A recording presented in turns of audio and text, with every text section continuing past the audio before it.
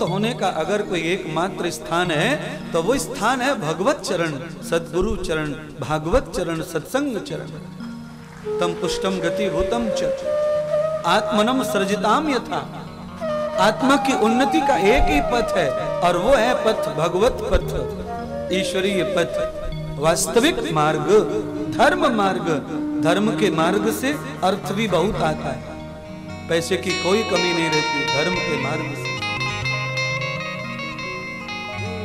धर्मात्मा महात्मा बहुत धनवान है दुनिया में, घर के लोग कोई कमी नहीं उनके पास।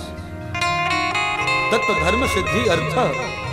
धर्म किसी का वास्तव में अच्छा हो तो उसके पास धन दौड़ के चला आता है, लक्ष्मी उसके चक्कर मारती है, लक्ष्मी उसको स्पर्श करना चाहती है, लक्ष्मी उसके सानिध्य में रहना चाहती है। ये सब प्राप्त होता है।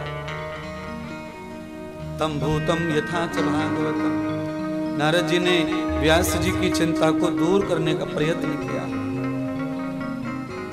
प्यारे भाइयों, नारद जी के पास तो एक तरह का कॉन्ट्रैक्ट है सबकी चिंता दूर करने का।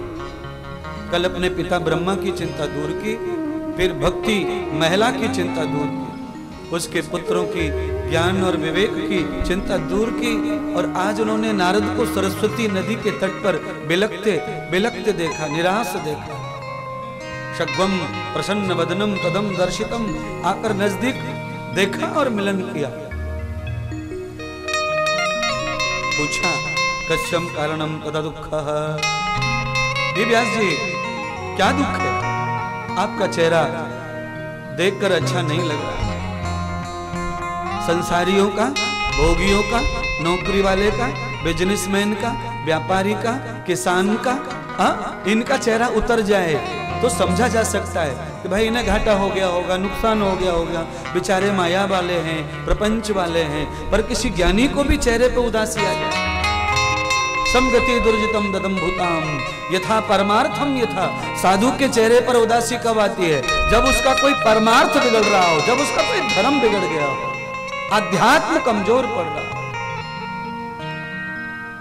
यानी कभी संसार के लिए दुखी नहीं होते, और जो संसार के लिए दुखी है वो ज्ञानी नहीं है, वो खाली ज्ञान का नाटक कर रहा है, ज्ञान का प्रचिति कर रहा है, ज्ञान की प्रस्तुति कर रहा है। जो वास्तव में ज्ञानी हो जाते हैं, जिन्हें सत्य का बोध हो जाता है, वो परमार्थ में तो दुखी हो सकते हैं। उनका अध्यात्म कमजोर हो जाए, परमार्थ बिगड़ जाए तो उनको चैन नहीं आता।